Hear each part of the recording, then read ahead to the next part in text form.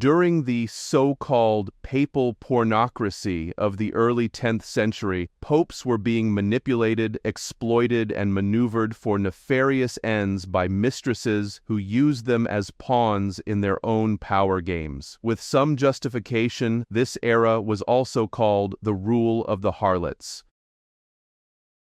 How to find a missing pope.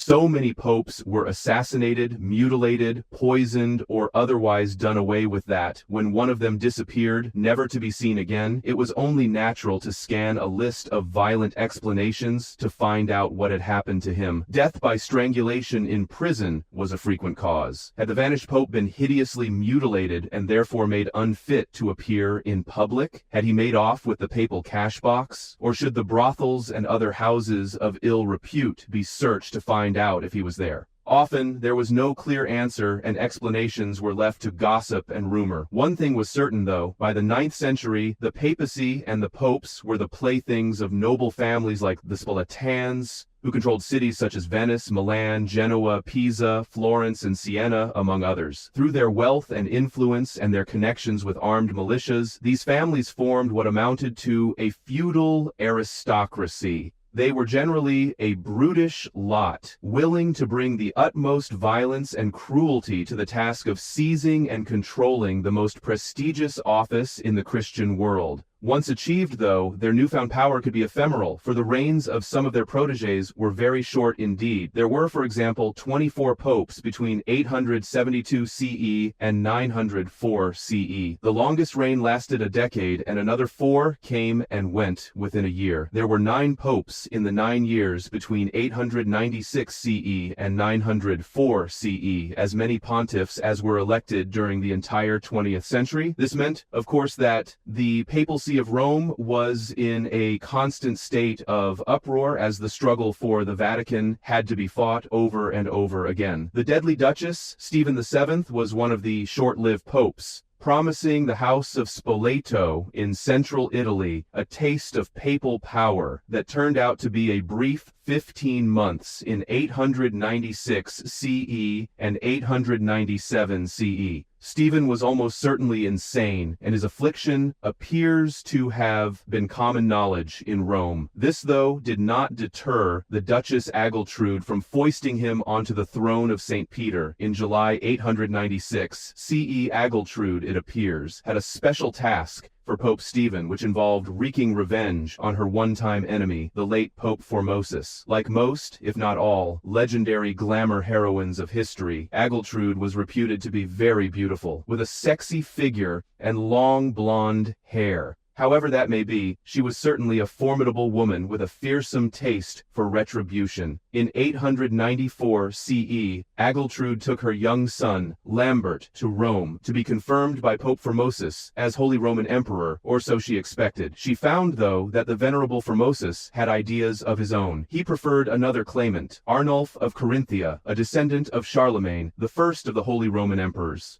The Pope realized that Agiltrude was not going to stand by quietly and watch as her son was displaced, and knowing well the turbulent temper of the Spoletans, he saw trouble coming. So Formosus appealed to Arnulf for help.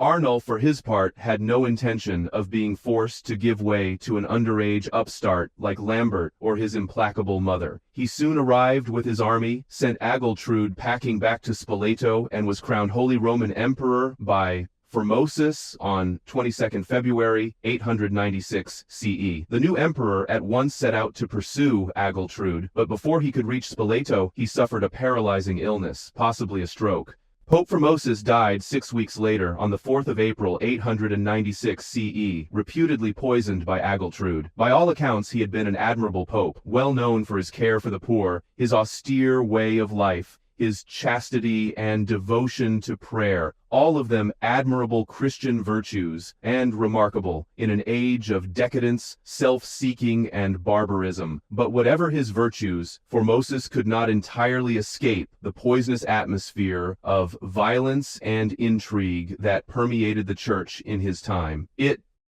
was all too easy to make enemies and so become exposed to their vengeance and bile. It was also possible that Formosus was too honest and outspoken for his own good. It was, for instance, an unwise move to oppose the election of Pope John VIII in 872 CE, particularly when Formosus himself had been among the candidates. It was bad policy, too, to have friends among Pope John's enemies who were perennially plotting against him. They were so intent on destroying him that they sought help for their nefarious plans from the Muslim Saracens, who were the sworn enemies of Christianity. This was an age when the enemies of popes had a habit of disappearing or ending up dead. The writing on the wall was easy to read, and when his plotter friends fled from the papal court, Formosus fled with them. This, of course, implied that he was one of the conspirators.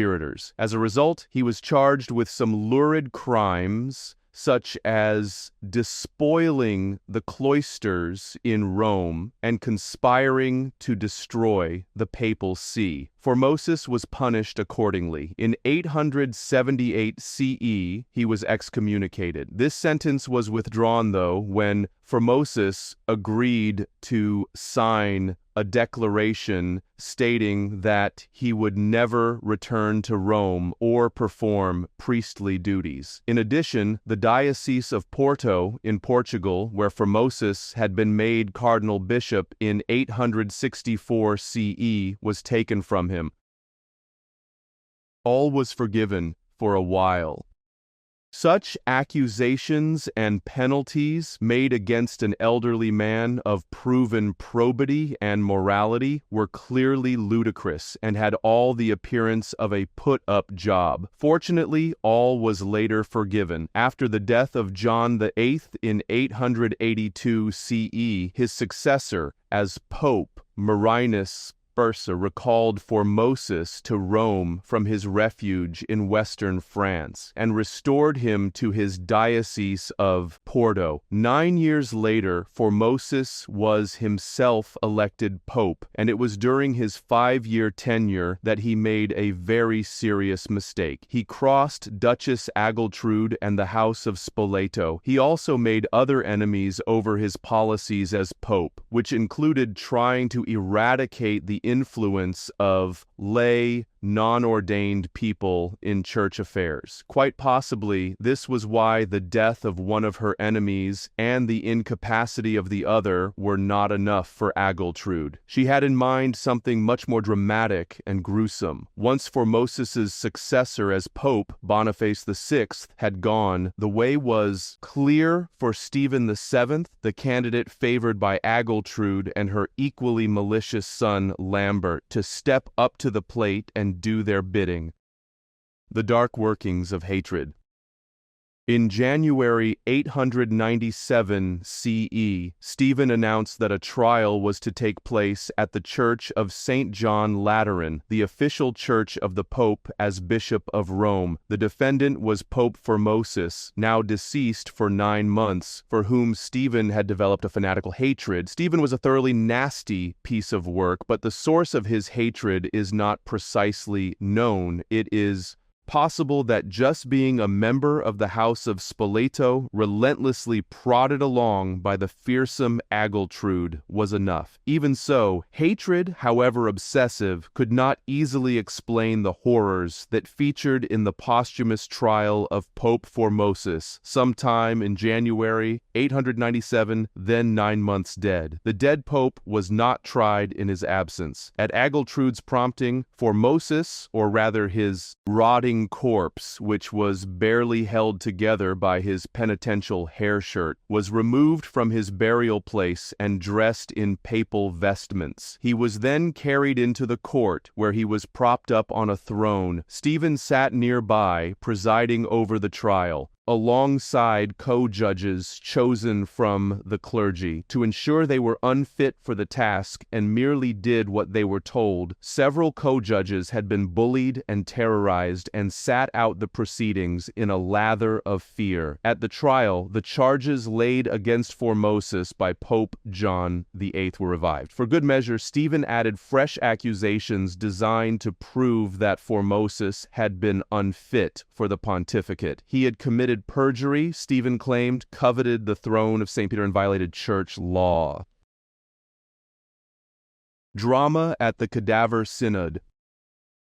Stephen's behavior in court was extraordinary. The clergy and other spectators in court were treated to frenzied tirades as Stephen mocked the dead pope and launched gross insults at him. Formosus had been allowed a form of defense in the form of an 18-year-old deacon. The unfortunate young man was supposed to answer for Formosus, but was too frightened of the raving, screaming Stephen to make much of an impression. Weak, mumbling answers were the most the poor lad could manage. Inevitably, at the end of the proceedings, which came to be called appropriately the Cadaver Synod, Formosus was found guilty on all the charges against him. Punishment followed immediately. Stephen declared that all of the dead pope's acts and ordinations were null and void. At Stephen's command, his corpse was stripped of its vestments and dressed instead in the clothes of an ordinary layman. The 3 fingers of Formosus's right hand, which he had used to make papal blessings, were cut off. The severed fingers, or rather what was left of them after 9 months of decay, were handed over the Agiltrude, who had watched the proceedings with open satisfaction. Finally, Pope Stephen ordered that Formosus should be reburied in a common grave. This was done,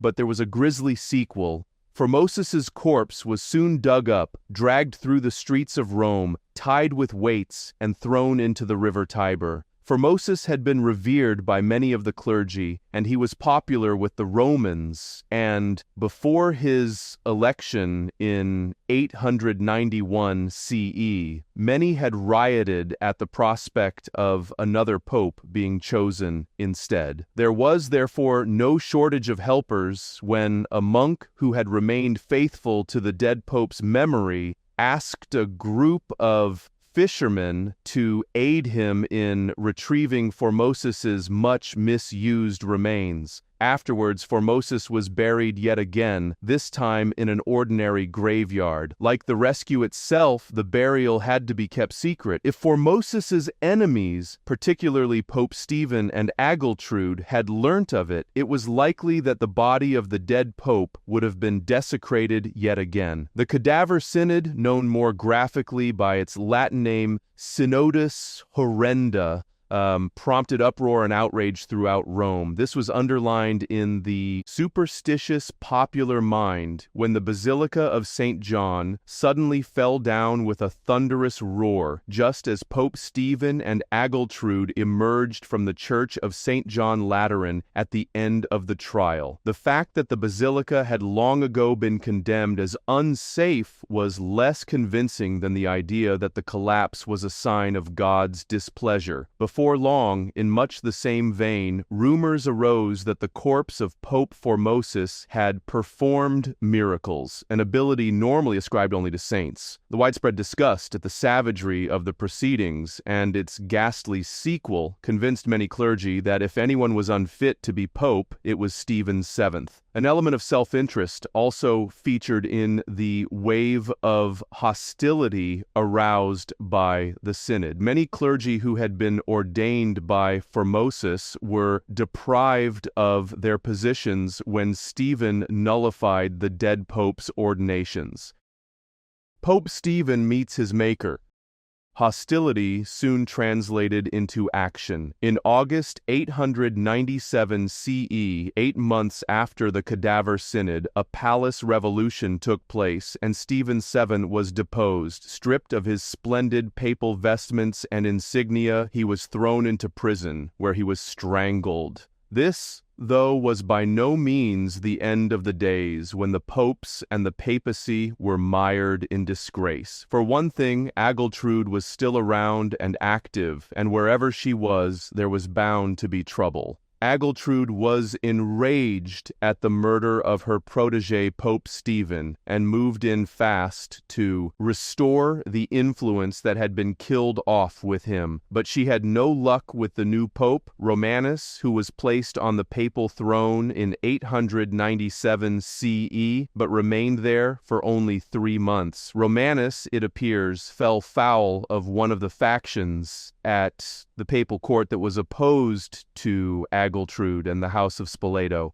Afterwards, the hapless former pope was made a monk, an early medieval European euphemism that meant he had been deposed. Restoring Formosus.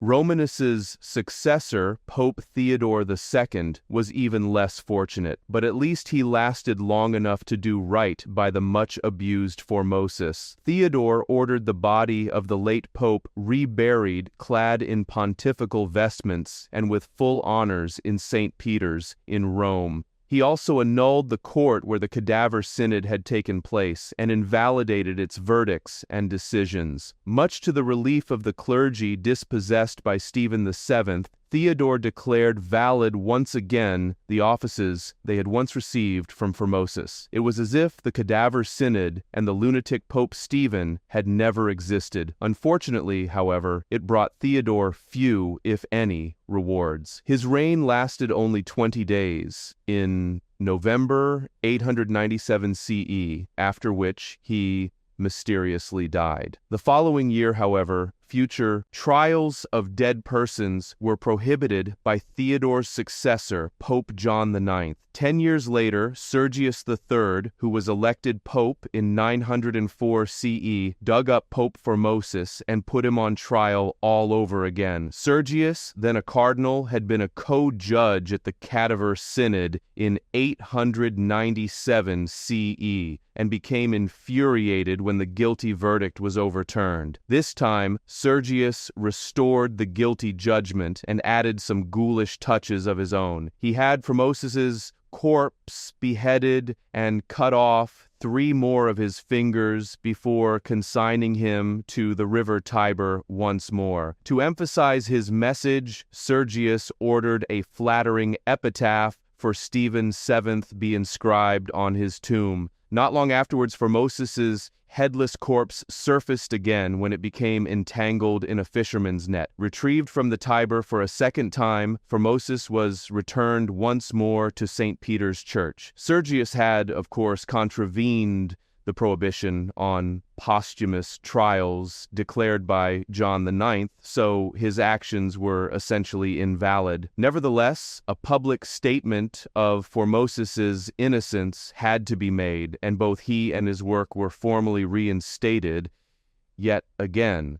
When the chief instigator of the original Cadaver Synod, Agiltrude, was still alive when Formosus was exonerated for a second time, but her position and her power had radically altered because, through the extraordinary antics of Stephen VII, she had triumphed over the dead pope in 896 CE, but she had a weakness. Agiltrude's power, while considerable, was essentially second-hand, relying on puppets like Pope Stephen who could be maneuvered into the positions she wanted them to occupy, and from there implement her policies. Also important in Agiltrude's armory were certain family relationships that gave her the high status she enjoyed from the positions occupied by her husband, Guy of Spoleto, and after him by their son, Lambert. When Guy died on December 12, 894 CE, Agiltrude instantly lost her standing as Duchess of Spoleto and Camerino, Queen of Italy, and Holy Roman Empress. There was still some kudos to be had from Lambert's elevation to all these titles, but he died before his mother in 898 CE, and Agiltrude's last family link with power disappeared. Agiltrude died in 923 CE, but by that time, 2 other women had discovered another way into the corridors of papal power in Rome. They were Theodora and her daughter Marozia, both of them the mistresses of popes.